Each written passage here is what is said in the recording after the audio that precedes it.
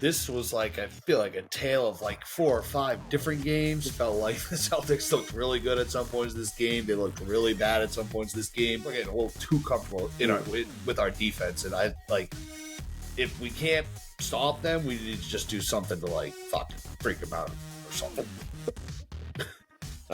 Should we fucking ring somebody up? I don't know about that, but Towns has missed a few games with a thumb injury. Saying it's nothing, but that team has been really healthy, and as we've said a few times, those guys play a zillion minutes, so I'm not saying it's a little total house of cards, but we'll see. They've been slumping a lot after a hot start. Challenging. Strip the bolts on them. Should've never sent them to pick up the work for them. Sprayed the park and had my shit inside the car. Marcus Smart Boy was shooting with a 36 on him. Said if he wasn't all in the trust, right. Greetings, Chudlings. Welcome to another episode of Chuddy's Corner. It is Saturday, January 18th, and the Celtics lose to the Atlanta Hawks at home, 119 to 115 in overtime. This was like, I feel like a tale of like 4 or 5 different games. Felt like the Celtics looked really good at some points this game. They looked really bad at some points this game. The Hawks, specifically Trae Young, looked really, really good at some points this game. And then at the end, things really fell apart. Celtics were up 3 with the ball with 20 seconds to go, and chaos ensued. Chuddy with me as always. What are your takeaways kind of on the game? I really think, let me know what you thought of the game, but then we'll have to jump right into that end of the game because this was just a masterclass of disaster class. Yeah, just a brutal loss, one that we should have won. Felt like we had won the game multiple times, only to give it back away. The game in general, I mean, I love the first quarter. It felt like we were flying around playing really well, and then it just devolved into an absolute rock fight for most of the game. Neither team could really make a shot all night. It was just kind of a battle, and by the end, there was nothing pretty about it, but I was feeling like, okay, nice. We found a way to win a game where we didn't have much going. I was impressed, and then one disastrous decision after another down the very stretch of the game. After, again, it felt like we had this one. In general, about the last stretch, I'm all for the math in the fouling up 3 situation, but I think we're going to it way too early. Like, up 3 with 15 seconds left to already start fouling, like, that's a little crazy to play the foul game for that long. And it bit us in the ass tonight, so are you saying like we were up fouling to make it so he shot 2 free throws? Because yeah. And okay. Like that was, I had that in my notes when it first happened. I was just kind of like, we always just kind of do this, so maybe we should just do it. And then instantly you realize it was not the right call. Yeah, and like I said, in general, I'm a fan of it. I think it's a good move, but I would say more with under like 7 seconds or something left. It makes sense to me. And then the other team has no timeouts. But with 15 seconds, we're making it like a back and forth game, and then Tatum misses the 1 free throw, and now all they need is a 2. And then obviously what happened after that, Holiday with just a J.R. Smith-esque brain fart, thinking that I guess he wasn't paying attention, thought Tatum made the free throw, and we were up by 3, so he's still fouling. I don't know what I didn't hear the press conferences, but I mean, he's clearly fouling. Said that he wasn't. I think he said in the press conference that he wasn't trying to foul. There's no way. I mean, we watched the replays. I think his brain just turned off for a second. He clearly was fouling intentionally. He was lucky it was only a 2-shot foul. But still, I mean, just a brutal way to let them back in the game like that with an epic brain fart. After the kind of, I would say, lesser brain fart the play before. Not taking the layup, or even just dribbling it out, even just like anything than what he did. Yeah, exactly. Because some people are saying that the layup could have gotten contested, and like they might have a point there, but and I'm fine with running more clock. The shot clock's off, so that part I was not the end of the world. Yeah, it was more the decision and what he did with it, and just making, just for no reason, seemingly just throwing it like off Jalen's shin. I never really saw a good replay of that, like at all close up, but it just it seemed very bizarre, completely, and then it was just one bizarre play after another, and then another bizarre trend that carried over into overtime. I really have no idea why Keita, God love him, was in the game for crunch time down the stretch, just getting especially when they missed those 2 rebounds. They missed those 2 free throws. Then they got the offensive rebound. The Hawks did. feel like that does not happen with Kornet out there. Well, and that was just kind of the cherry on top. Is they had just been abusing Kata left and right for the entire overtime and down the stretch. Trae Young was targeting him every single play. Just frustrating stuff. Again, on a night where it was frustrating the whole night to watch them, and it felt like I said, we had battled hard enough to overcome all of the frustrations, all the things that did go wrong. It was not a pretty basketball game. I think we shot so like ugly. Shot like 38%, I think, for the field. And that was with a bunch of like transition points in the first half and stuff too. So I said it was a rock fight earlier. I mean, it really was just Peyton Pritchard had a good game. It felt like everyone else shooting was just so grim. Derek White keeps like almost kind of snapping out of his shooting. He had the two in overtime. He had the two in overtime that definitely made it look better, but that still wasn't it. For sure. They finished 38%, 29% from three, 15 to 52 from three. I like the attempts. They back to getting up a lot of attempts. That was obviously good, but man, it'd be nice to see them shoot at least close to average, and they probably win this game no problem. But yeah, just an ugly way to lose basketball game. And there was a couple plays too that came back to bite us in the ass too, because there was like a 3-on-1 we had that we didn't execute it right. The next time down, we forget exactly how it happened, but we didn't get the back bucket there. You have Hauser smokes that dunk, like, so right there, just like brutal. 6 points you can think of right at that point when, so it would have been a 9-point game when all hell broke loose. So I do kind of feel like Holiday blew a layup. Not the one at the end, but I mean, there was the one that he got on the block and had a wide open layup and tried to almost like reverse it and just got blocked. Well, I was going to say, like, a lot of people are blaming Drew, so that's not going to help the Drew case. But I was saying that I feel like and it's kind of what Joe said, it's kind of what every coach kind of says at the end of a game like this, is that there was plays all over the game. Of course. But like you said, though, this is a game that, despite how poorly they had played for, I would say, everything outside of the first quarter, because the first quarter was pretty good. Yeah, first quarter was nice. Everything else wasn't great, and the fact that we had a chance to maybe get the win. Well, not a chance to maybe undersells it. We were up 3 points with the ball with 15 seconds left. Right. Well, yeah, the game won. We essentially had the game won. Yeah, it was over. It was over. Yes, but yes, we didn't. And play it's funny well. how they went up. They went up 3-2. Was we score, and then Trae Young just decides to crash out and gets a technical. So it's like it honestly was a gift. Yeah, is that what it was? I didn't see why they gave him the tech. Well, Jalen hit that shot, so I mean that was even interesting. Before that, us deciding to go 2 for 1 in a tie game. They called a timeout with 33 seconds left, and the scout was like, "We're going 2 for 1," and I was like, "I don't." He would say that no matter what. Well, right, but I was like, "I'll see if that's actually what we're doing." But we clearly did. I don't love the idea of just deciding like, in a tie game, we're definitely shooting within the first 7 seconds. I don't love the idea. Jalen made that beautiful step back, one of the probably nicer shots he hit all night. Great shot, gave us the lead up too. Hawks came back and they just threw the ball out of bounds, and then he was arguing with the ref. Got a tech, I'm not sure. I don't know. It seemed weird, but yeah, then up 3, then got the stop, got the defensive rebound for once, as it seemed like they were getting every big offensive rebound. That obviously continued into overtime. But yeah, threw it ahead to Drew. Could have tried for the layup. Maybe they get the off the backboard block. I mean, Hunter did have decent position, but could have at least just held on to it. Got fouled. Anything other than what he ended up doing, basically throwing the game away. So, super, super frustrating loss, but I'm not taking anything like too much out of it other than this is just an absolute disaster. I don't know, man. Stretch. Can't make shots. The issue is this fourth quarter execution. Like, at some point, you have to start to take something out of it.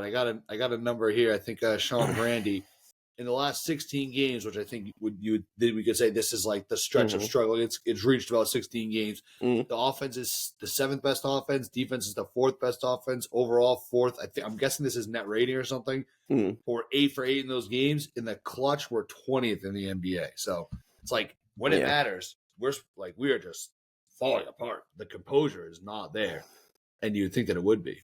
Yeah, but I mean, again, I think so much of it is just guys slumping. I mean, how much of that is just Derek White was Mr. Fourth Quarter and now cannot buy a shot to save his life? Like, yeah, but I don't want to you had Pritchard score like 13 in the fourth quarter. Like, we had a guy stepping into that Mr. Fourth Quarter role. Yeah, but he wasn't. Was he in there in closing time? but I'm not even talking about just this game. No, yeah, he wasn't. He was In towards the end. overtime. He was. They put him in for Drew in overtime, but yeah, but he I'm did not play. sure. No, but he did play Was till he? like I think All like right. a minute left in the fourth. All right, He was out deservedly there so because he was awesome. Yeah. Like I think they put Drew in literally in like some of those final plays for his defense. I guess. Gotcha. I don't know. But yeah. oh, shit, it sucks. That was shitty. That was it was ugly, but I really still like I said, I'm really not concerned over anything other than just was like missing shots. About this game, he said like he's like so happy that we're in this position right now. So yeah, he hit some line that was it's a good opportunity to battle some adversity. It really is. We're gonna see what these guys are made of. All right. Right now, adversity is sort of kicking their ass. Missoula said that he's more excited now than he was at the beginning of the season. Love that. Why shouldn't he? I would hope so. Yeah, I guess. Yeah. But I mean, he had a wicked long quote. I'm not going to read it all, but it essentially was just more of that kind of funny stuff. About that. Yeah, I mean, the opportunities. It was a good opportunity. It was an opportunity wasted, but now we just have an opportunity to bounce back. I mean, tough game, really tough game. The Hawks, they always play us well, man. They really they felt for a little while like we were going to run away with it, but they're just tough. They have all those athletic wings that are good, and Trey he always raises his game against us. I mean, they're a damn good team when they play well. They really are. And their record, I think they're now 6-1 against the top 3 teams in the East, us, the Cavs, and the Hawks. Remember, they swept the Cavs earlier in the year, so they play their best against the best competition, and you can see why. Those guys are pretty good. They're feisty. And Congo is playing better. I mean, he was a beast down there. Trey is just completely controlling the game. I still way too much Keita. And then those wings, they're just so much athleticism. Jalen Johnson snagging rebounds, getting to the basket, setting things up. Doing a little bit of this, a little bit of that, and Dyson Daniels had an awesome offensive game too. When he had 21 points, it seemed like he made 10 back-breaking floaters in the lane. It was just there, like every time they needed it. We could not get a stop on that all night. So, tip of the cap to Atlanta. Neither team was shooting well. It was a battle in the trenches, and they, with a little bit of help from us on the boneheaded plays, they were able to pull it out. And then shots finally started falling in overtime, and they outshot us again, mostly led by Trey, who had a couple of those big shots.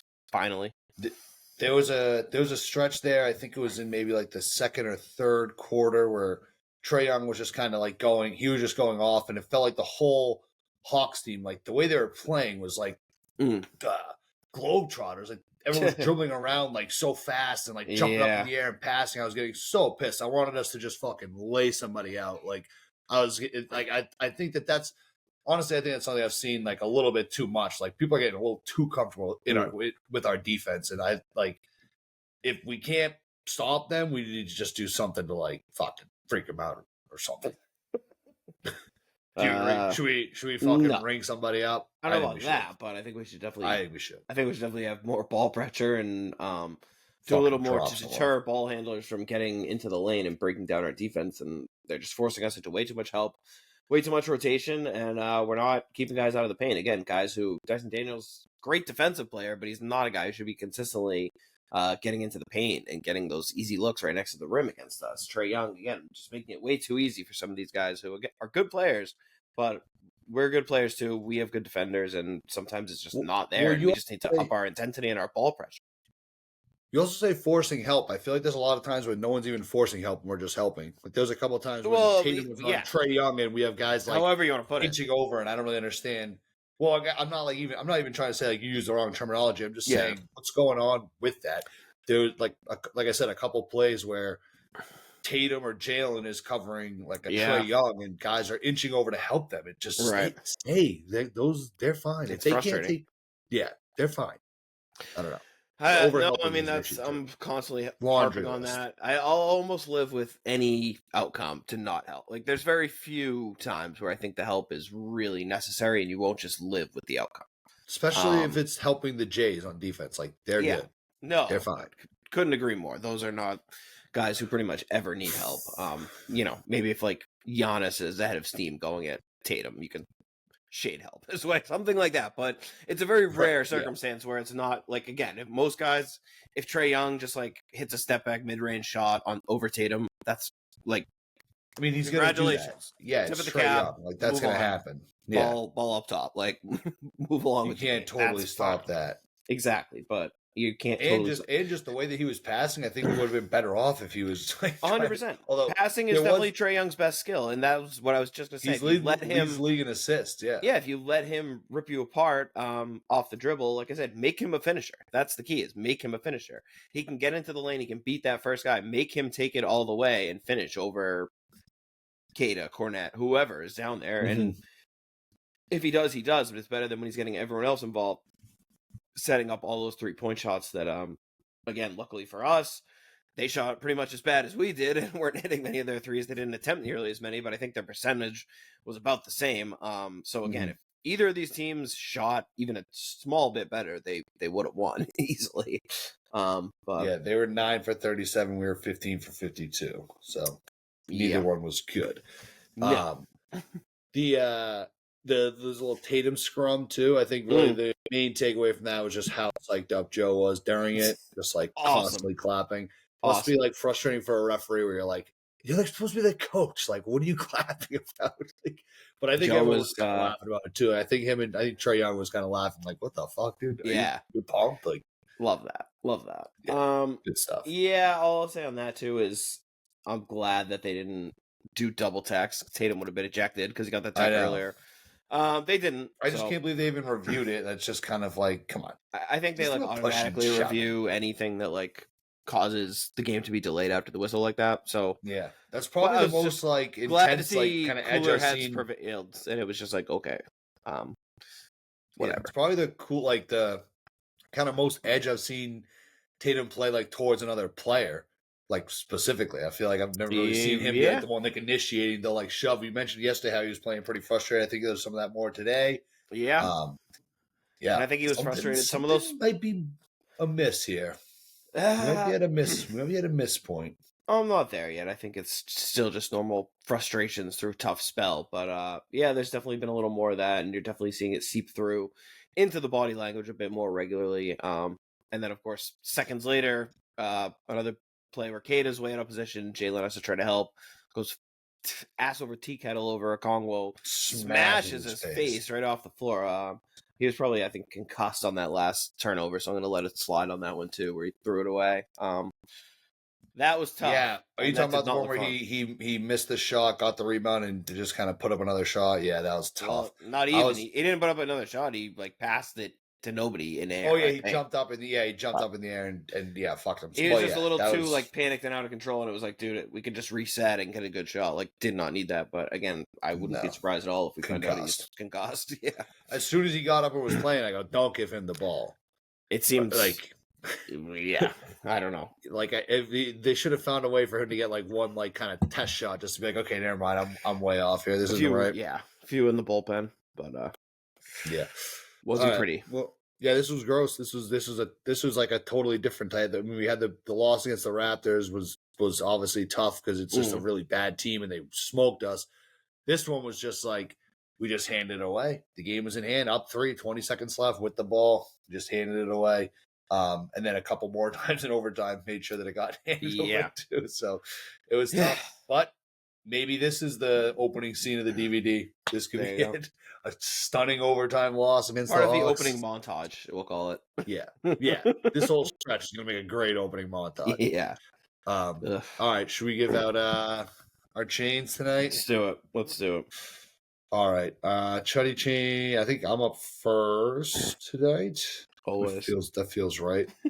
Do you say always? No, yeah. I felt like always not knowing.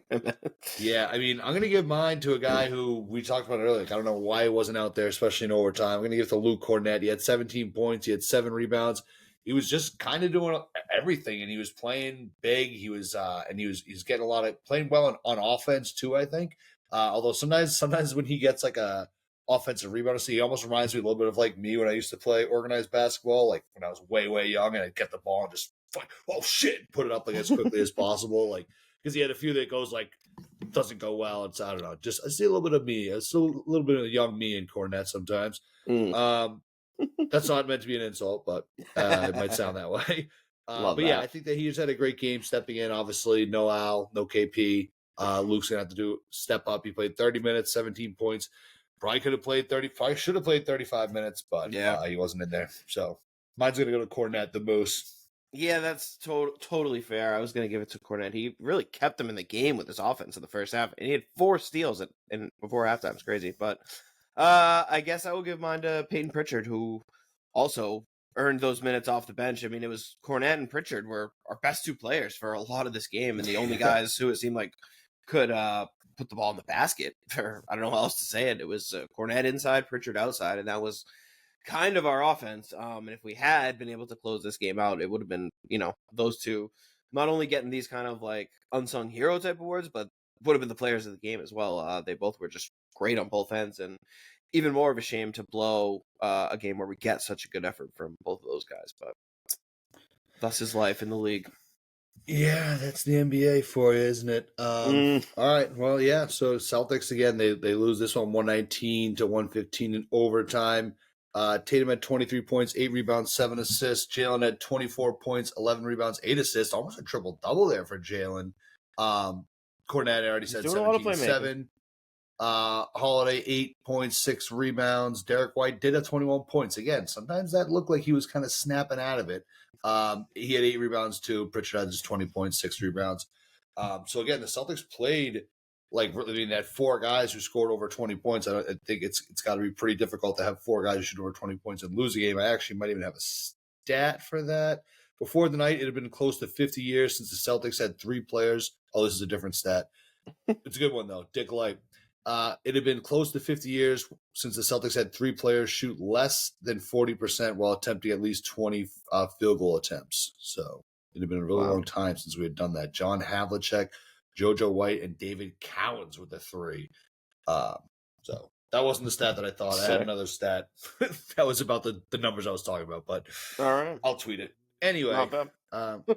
Yeah, good stuff. This is late night podcasting. Okay, we'll take a little look around the league. I don't know how much you got with the back-to-back tonight, but before we do that, shout out to the sponsor, Nick Perino Real Estate.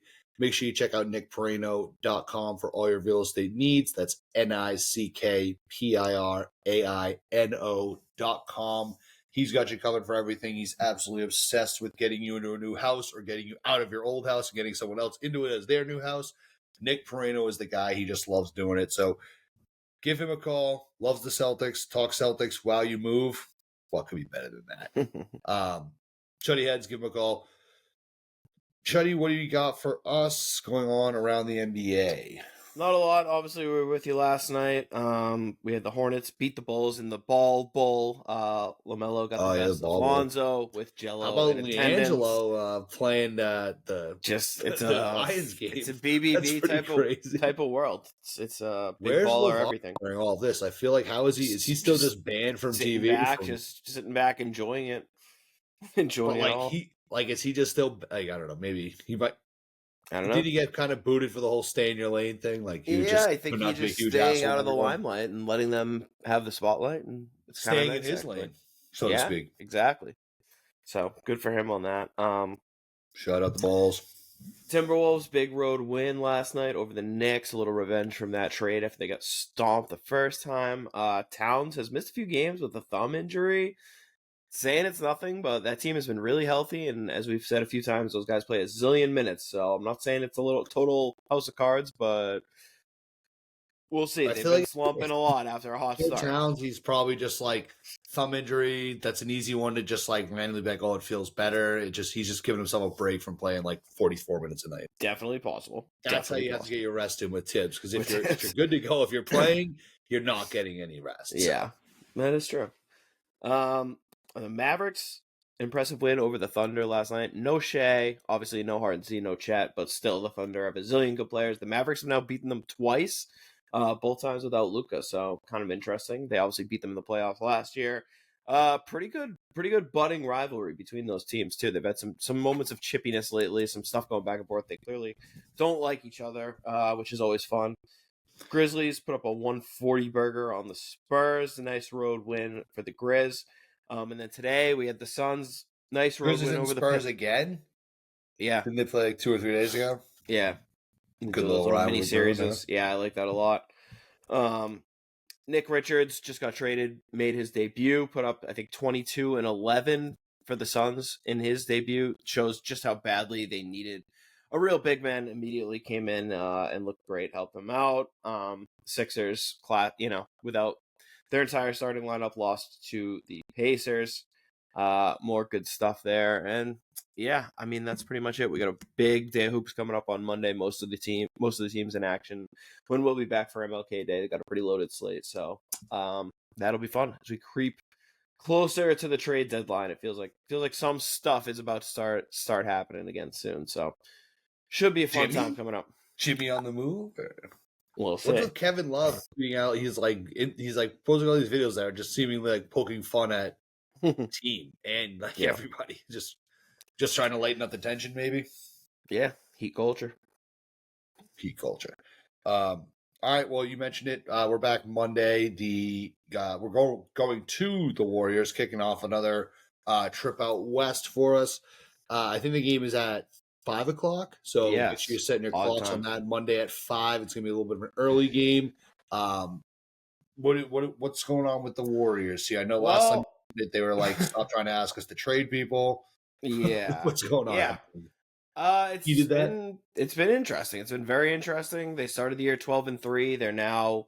They fell to 19-20 after that. So it was all falling apart. Buddy Hield can't make a shot. They're out there saying, only stupid teams make win now moves and mortgage their future, blah, blah, blah, whatever.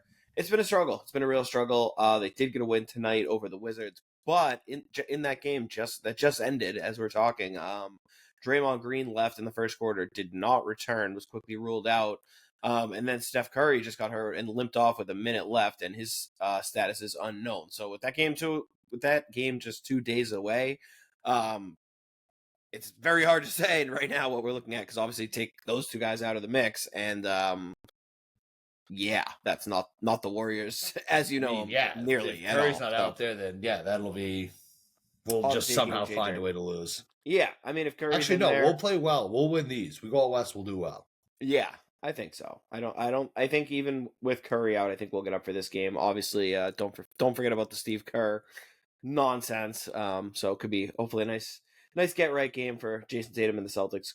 Everyone go out there and take your anger out on them, whether or not Curry and Draymond a clip of like court. Buddy Hield and Gary Payton like just chirping each other or something like that, like getting into like during a game. There's been a little bit of chirping within that team. The vibes are low. Draymond called out Buddy too in the middle of the game, was yelling at him. I remember telling him he doesn't know how to win. All that fun stuff. So yeah, good leadership. That's great. It's good times at Golden State. Warriors culture. You gotta love it. All right, they mortgage the future. No, for all this, the amazing future they built. Yeah, the future isn't now or anything. No, idiots. No, it isn't. All right, well, yeah, this was a tough one. This is a tough loss. I feel like this is going to be a big talk radio loss. Like they're going to have a field day, I think, with this one. So if you're not trying to deal with that bullshit, stick to Chuddy. We got you covered. But yeah, we'll be back here on Monday. A little bit of an early games. Will be early pod Monday. Looking forward to seeing you all there. Hopefully we have a little bit of a better result. And I think I had one other thing that I wanted to mention. So the Celtics now are down to 29-13 in the season. Last year, 13th loss didn't happen until March 5th last year. Something to think about. Something in the water. We'll end on that. We'll see everyone back here on Monday. Take care. Peace out, Chuddy.